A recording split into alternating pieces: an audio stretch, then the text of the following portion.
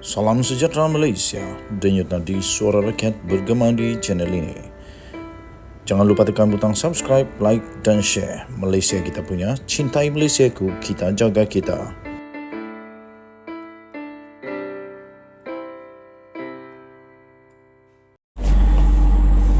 Salam sejahtera Malaysia, denyut nadi suara rakyat bergema di channel ini. Sekarang Sanusi sah, memang sah, bakal boleh bankrupt. Adakah Sanusi akan bankrupt? Beliaukah akan menjadi Menteri Besar Kedah yang pertama bankrupt? Kesian. Tapi itulah natijah, konsekuens kalau tak dengar cakap mahkamah. Apa yang terjadi ya tuan-tuan dan puan-puan? Mahfuz sebenarnya boleh memfailkan kebankruptan atas Sanusi.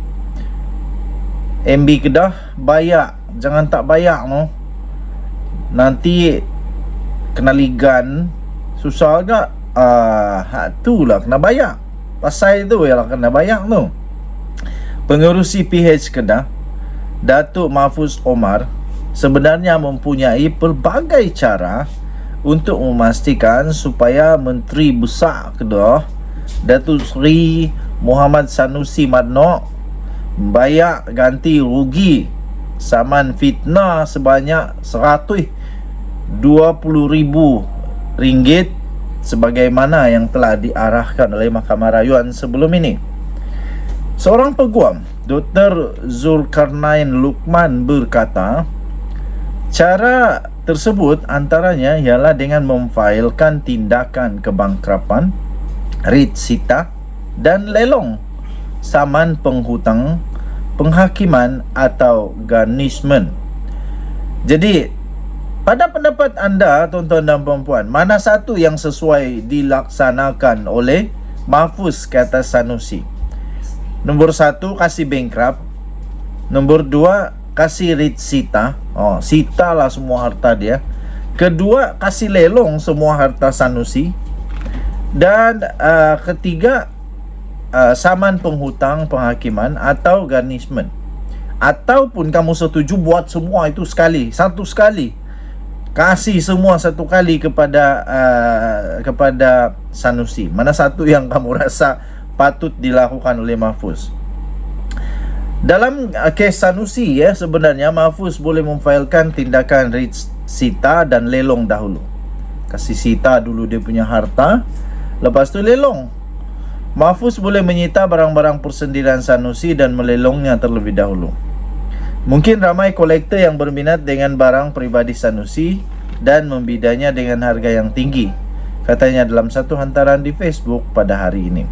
Itu kata peguam itu, iaitu Dr. Zulkarnain Luqman. Ini seorang doktor ni, bukan calang-calang. Habislah. Ada cara yang agak efektif adalah untuk Mahfuz memfailkan permohonan untuk membankruptkan Sanusi. Kalau Sanusi bankrupt, dia perlu letak jawatan serta merta. Kalau tiba-tiba dia diberikan notis bankrupt ataupun dia diisytiharkan bankrupt, kalau baru notis belum lagi lah. Tapi kalau dia diisytiharkan bankrupt, dia kena letak jawatan untuk semua jawatannya, termasuklah banyak lagi jawatan-jawatan yang lain lah. Cara ini efektif sebenarnya kerana seorang yang bankrupt tidak layak untuk bertanding dalam pilihan raya, katanya. Jadi yang paling efektif menurut peguam itu adalah untuk membankruptkan Sanusi. Habislah Sanusi kalau dia bankrupt. Sebelum ini Mahfuz menaikkan rakaman video di media sosial menjelang Aidilfitri berkenaan wang ganti rugi saman fitnah RM120,000 yang masih tidak dilunaskan oleh Sanusi. Laporan Sinar Harian pada hari ini memetik Sanusi sebagai berkata Mahfuz perlu untuk merujuk kepada pihak peguamnya bagi proses penerimaan ganti rugi fitnah yang diarahkan mahkamah sebelum ini. Sanusi dilaporkan berkata Mahfuz tidak sepatutnya membuat drama politik dengan berkongsi di media sosial meminta beliau melunaskan wang RM120,000 tersebut kerana ia dikendalikan pihak peguam sejak awal lagi. Kalaulah Sanusi bayar terus selepas sebelum tamat tempoh yang diberikan, Taklah jadi macam ni. Yang Sanusi tak bayar itu kenapa? Itu yang perlu dijawab. Kenapa Sanusi tak bayar? Dah fitnah, bayarlah. Siapa suruh fitnah?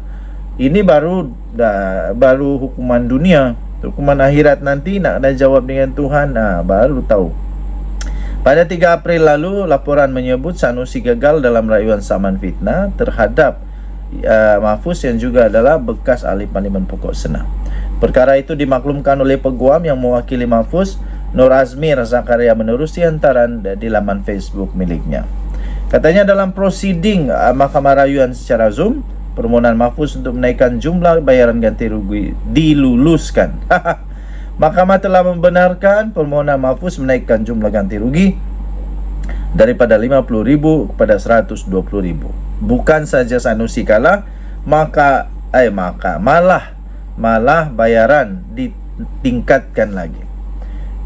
Pada 9 Oktober 2019, Mahfuz memfailkan saman itu berdasarkan satu hantaran yang dibuat oleh Muhammad Sanusi dalam akaun Facebooknya pada 30 Julai 2019 yang mengaitkan Mahfuz selaku wakil rakyat bagi Pokok Sena dalam isu pemindahan spot Toto ke kawasan itu. Zulkarnain berkata Sanusi berhak untuk memohon kebenaran merayu ke Mahkamah Persekutuan. Namun setakat ini tiada sebarang berita mengatakan beliau telah memfailkan permohonan kebenaran merayu itu. Saya fikir kerana kalau dia merayu nanti si Mahfuz minta lagi untuk ditambahkan dan kalah lagi, kena tambah lagi pula. Jadi mungkin sekarang Sanusi sedang mempertimbangkan sama ada dia boleh menang atau tak boleh menang. Kalau tak boleh menang, lepas tu tiba-tiba si Datuk Mahfuz counter pula, minta untuk ditambah lagi, kena tambah lagi susah. Mungkin itulah pertimbangan-pertimbangan yang mungkin sedang dipertimbangkan. Katanya proses ini akan dimulakan oleh peguam dan setelah perintah mahkamah diperoleh dan diserahkan kepada pihak-pihak, maka kerja peguam telah selesai. Peguam tidak lagi masuk campur selepas itu, melainkan ada arahan baru anak guam, ujarnya. Tambahnya, proses kedua pula melaksana dan menguatkuasakan perintah mahkamah di mana pihak peguam tidak akan terlibat dalam proses ini sekiranya defendant yang kalah telah membayar ganti rugi.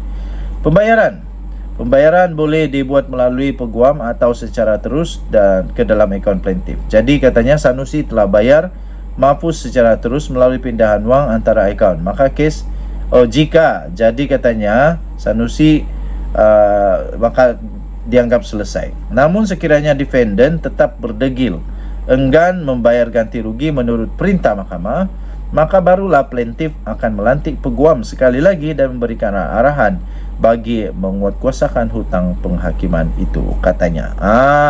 Jadi sekarang Sanusi ada harapan untuk bankrupt dan ada harapan terpaksa meletak jawatan serta merta. Denyut nadi suara rakyat bergema di channel ini. Bye bye.